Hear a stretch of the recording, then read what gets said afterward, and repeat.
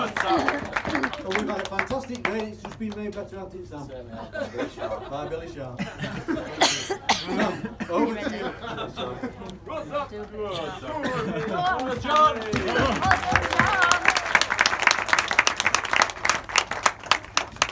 Good afternoon, everybody. Good afternoon. First of all, thank you to everybody who's just given speeches just now. Genuinely, I hope they were all awful. So mine would seem fantastic, but that's not been the case. So thank you very much. They were all brilliant. So hopefully I can step up to the plate now. So the next thank you of the day has to go to every single person here. Thank you all for eating and drinking your way through the hard-earned savings that were used to pay for this wedding that has condemned the first years of marriage to hardship, resentment and debt. So I hope you're all happy with yourselves and enjoy that next beer. Joking aside, it's amazing to see everyone here today in this room together to celebrate the marriage of Alex and Ash. But first, can we raise our thoughts and a glass to those who couldn't be with us today? So raise a toast, please, to absent friends and family, please.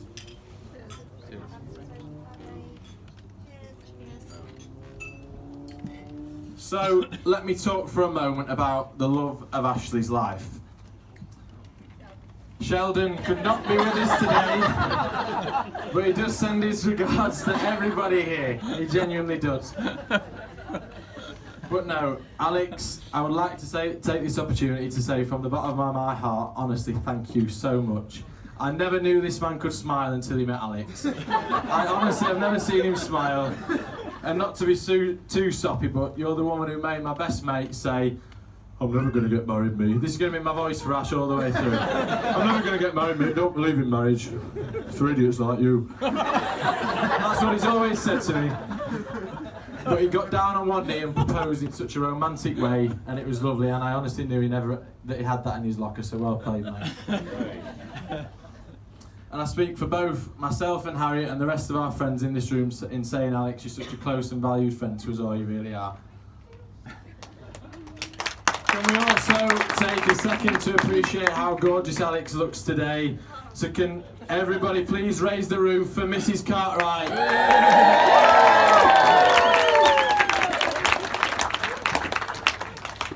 Ash, you look quite nice, but you're not getting a cheer either. To the bridesmaids, you all look great. Can we have another cheer for the bridesmaids, please? You've done an amazing job today. You've done a brilliant job in helping Alex and Ash with their big day. So, for those of you that don't know me, I'm Sam. I've been best mates with Ash now since we were 5 years old, and how I've honestly coped with him for that long, I've no clue. But through thick and thin, we've always been there for each other. And we've done so many things together over the last 22 years, and to this day I feel like a part of Ash's family, and Ashley a part of mine. I'm sure Carol and John and my parents would agree on that point. Carol has always called me a second son growing up, and I know I speak on behalf of everyone in this room and saying, Carol and John, you are saints for putting up with him. You're both amazing, and he is a man of very few words, but I know certainly how grateful Ashley is for everything you've done for him, and certainly how I am for everything you've done for me. So we've grown up together, me and Ash, and we've shared so many firsts in life. Not that one that you're all thinking. Take your mind out of the gutter. We've rode bikes together, we've had our first beer together, we've gone to watch football together, we support Sheffield United together, but honestly, out of all those things we've done together, sharing a top table and being your best man knocked them all out of the park. I'm very proud to be stood here today. So, a little bit about Dr. Ashley Cart. Did you know he's a doctor, by the way? I don't know if he said, but the registrar seemed to hit it home quite well. So he's handsome, he's a doctor, he's an overachiever in everything he does, he's an academic. What's this saying, mate? Can't read his writing now. He's not up here, but we all know that. Honestly, when Ash proposed to Alex, I thought that would be the start of his good decision making in life, but then he asked me to be his best man, so I guess not. And he actually had a really lovely and heartfelt way of asking me to be his best man. It was a Sunday afternoon, and Harriet and I were sat on the sofa together, just watching a film, having a beer, and I got a phone call. All right, mate. Me and Alex have just been to look for some suits. Okay, that sounds good. Are they nice? Do you want to be my best man then, or what?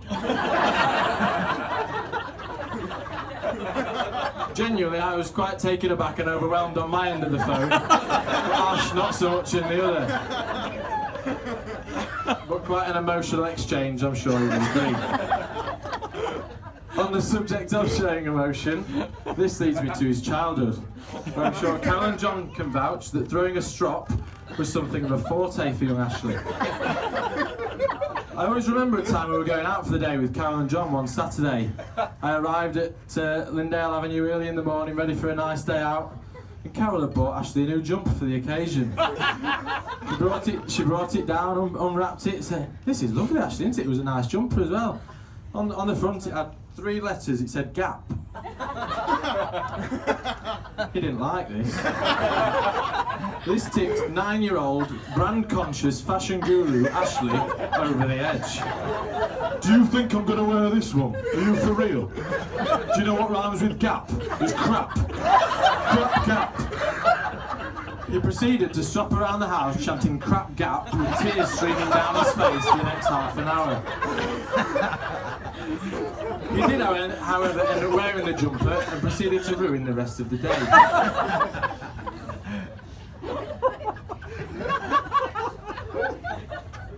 Ashley always had to have the latest things in life, whether it be clothes, whether it be games, phones, whatever it might be. On this occasion, it was a pair of Rockport school shoes. And in our school, Rockport shoes were synonymous with the hard nuts of the school. So it was quite fitting that neither me or Ashley owned a pair. However, he went on and on at Carol and John, and they finally gave in. So the next day, he got his shoes, he walked round to my house as we always walked to school together, and he knocked on the back door. He had the shoes on.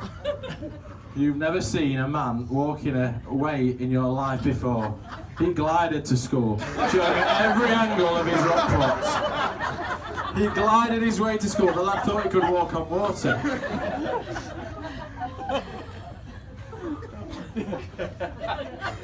He stepped into school in his new brown 3-figure Rockports. Only for a few days later, he was dealt some heartbreaking news.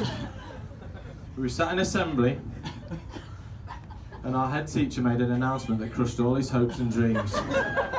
Brown shoes were banned.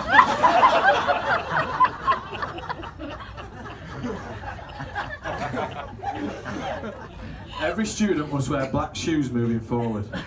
It did take Ash a few weeks to recover from this setback, and after trying and failing to rub polish into his shoes to turn them black, he went back to his trusty £12 slip-ons from Clark's.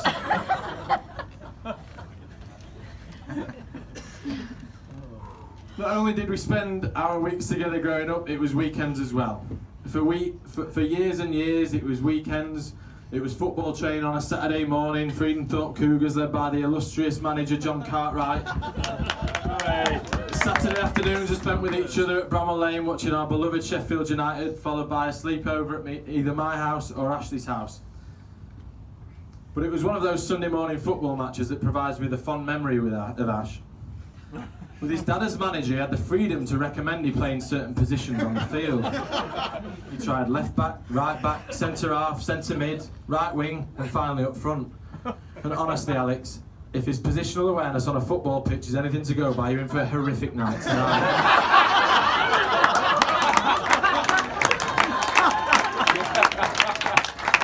He did, however, find his forte as a goalkeeper. Of all the great saves Ashley made, kicking the ball was never something he quite mastered. This particular morning we were 4-0 up away from home with just a few minutes left on the clock. We won a penalty. At the time I was a designated penalty taker, but I did the honourable thing and step aside. I wanted Ash to score a goal for his beloved boyhood club. Ash galloped up the pitch with the widest grin you've ever seen. The 12 people in the crowd were chanting his name. Carol was stood on the sideline with a dairy milk bar thinking, this might be the moment I give my son the man of the match award. This might be it. He stepped up to the ball and struck it. It was possibly the most well-struck ball I've ever seen in my life. It flew 40 feet over the crossbar. This all from the boy who's never kicked the ball off the ground in his life. He never played for the club again.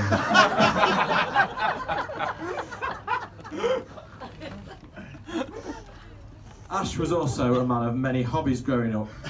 He went through numerous phases in life, from wanting to be a pro ice hockey player to wanting to be a dolphin trainer. Not before trying to morph himself into a vampire after falling in love with the Twilight films and Edward Cullen. He had a sticker on his door at his bedroom that said, "Be my vampire." He was a very odd child. But secondary school was where his love of music was born. He had the headphones, the lighting system, the DJ decks, everything. He remixed, at the tender age of 14, he was on his way to becoming the next top DJ. He'd remix classic hits from Kelly Clarkson to Busted. Ash's idea of a remix was simply speeding the track up and saying the words, "AC Remix," over the top. Off the back of this, Adam and his good friend Ashley and his good friend Adam formed A&A Discos. At school one day they came up to me, Sam, we've got our first gig. Do you want to come? I was like, I need a good laugh, mate. Yeah, I'll be there. I went home from school, got ready, put my best stuff on and set off. Thinking nothing of the venue at the time, I approached. It suddenly dawned on me that I was walking to Edenthorpe Hall, our primary school. As I got closer, I was walking up, I could hear the loud thumping of music, strobe lights flashing everywhere. The smoke machine was piling under the doors, you couldn't see. And I could just hear one thing from inside. "Are you ready to party? Let me hear you make some noise, Edenthorpe!" I thought it sounds incredible in there, it's like a rave. I opened the door to see Ash and Adam at the decks conducting a Year 4 end of school disco. A seamless remix of the Birdie song into the Macarena is something I'm seriously trying to still forget.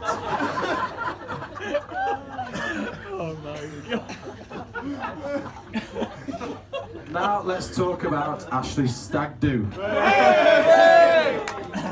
I was given the prestigious honour of arranging this event, and arrange it I did.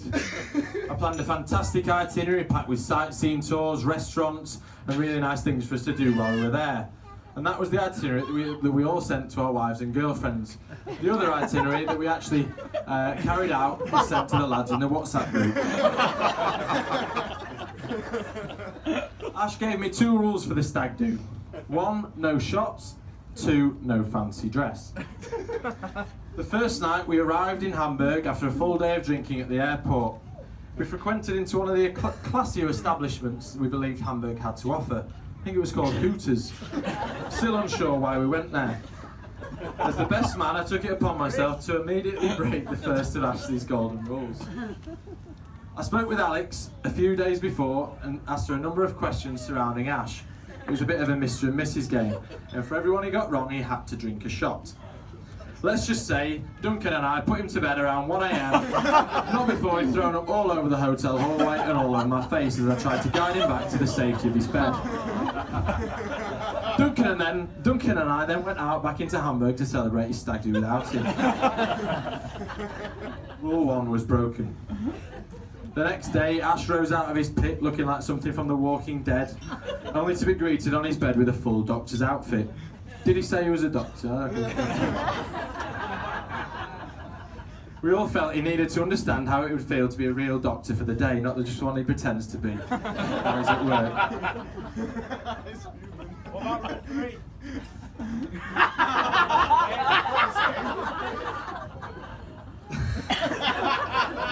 Also, with Alex being a midwife, I purchased Ashley a baby that he had harnessed to his chest for the duration of the trip. At any time the baby was put down, Ash needed to drink. The baby was aptly named Baby Clanger, for reasons that will forever remain untold in this room. Rule 2 was broken. Ashley did well, he cared and he nurtured for this little baby. He did so well, he walked around Hamburg with her like it was his own child. He'd learnt a lot from Alex in her midwife job. Until the final night, we looked around, it was late, it was about 3 in the morning, and baby Clanger had disappeared. Hamburg had her now.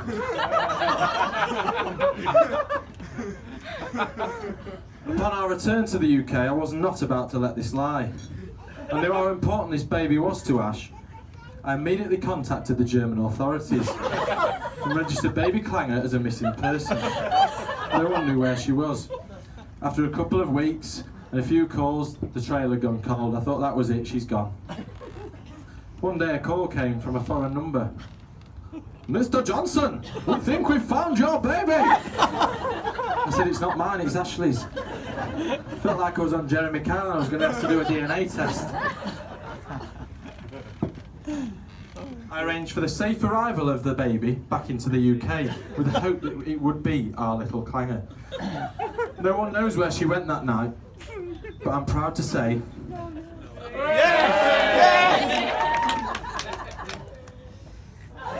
she's back. And now, the same rules apply.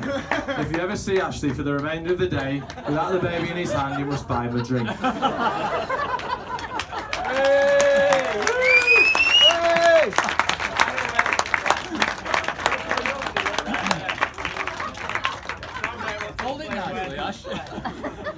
Now, before I finish, it's tradition that I say a few wise words to the bride and groom. And for anyone that knows me, they are few and far between. But there is a saying in life that you don't marry the person that you can live with, you marry the person that you can't live without, and that is very clear with both of you. I've spent so much time with you both together, and I can honestly say you're the perfect couple. And honestly, Alex, I'm so surprised you stuck with him after actually getting to know him. I mean, who thought that day when I swiped right on Tinder? And then when Alex's hand slipped and she did as well, they'd be stood here today. It's fantastic to see how happy you both make each other, and I can promise you from experience that married life will only amplify the love that you've got for one another. Ash, you've been my best mate all of my life, and I thank you so much for everything. I love you to bits, and I can't tell you how much I appreciate you. I love you both very, very much, and thank you again for letting me be such a big part of your day. And now for one last time, can we please raise a toast, and I'm not saying doctor, to Mr. and Mrs. Cartwright.